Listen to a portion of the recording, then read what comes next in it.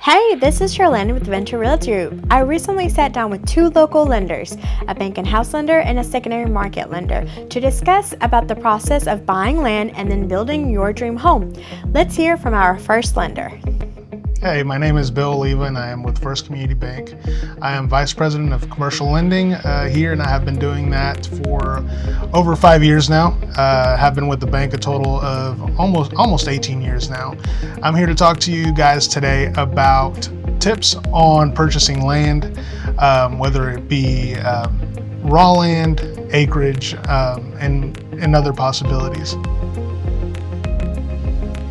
So my suggestion would be, especially when you're looking to purchase land, that you be prepared to put at least 20% down. And the reason that I say that is because you have several options when it comes to purchasing land. You can purchase acreage, which sometimes doesn't come with access to utilities, and those have to be brought in. That's going to be different, or a little bit different, than buying land that's already has that access to utilities, right? Now, what happens if you already own that land is sometimes we can use that as equity towards the building of your house if that's the route that you decide to go. So most people will ask us, what do I need to qualify, right? And I would say when it comes to qualifications and it comes to you getting approved to purchase land or to build a house, we need those updated tax returns. So you'll have to have at least the latest to the last 2 years of tax returns in order for you to come talk to us, right?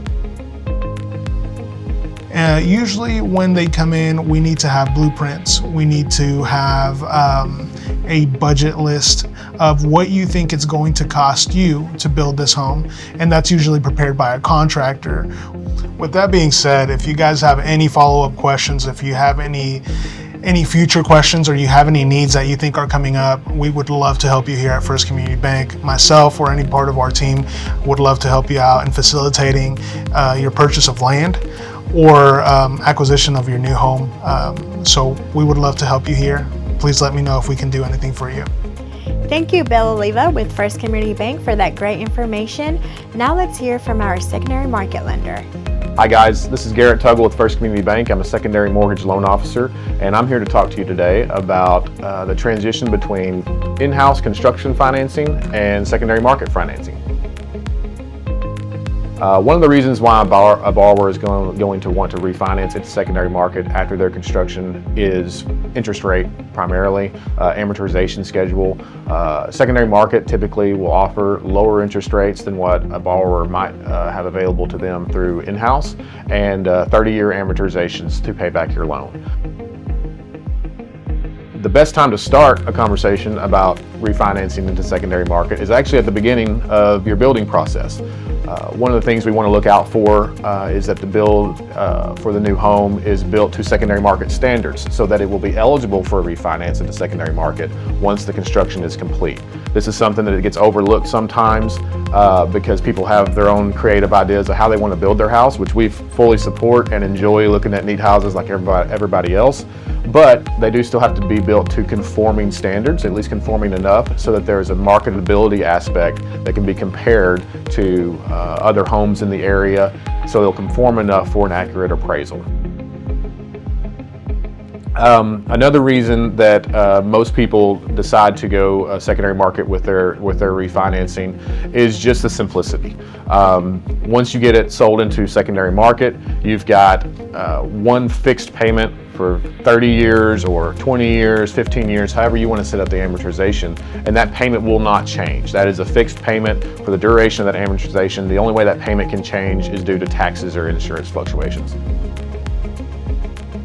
As far as what loan types are available to people through secondary market, virtually every loan type that secondary market offers can be entertained for a secondary market construction to perm refinance as well. The most common being conventional, and that's the easiest one to do from a documentation standpoint and an approval standpoint. conventional loans are very user-friendly when it comes to secondary market construction and perm refinances. The documentation is a little bit lighter. There are things you're still going to have.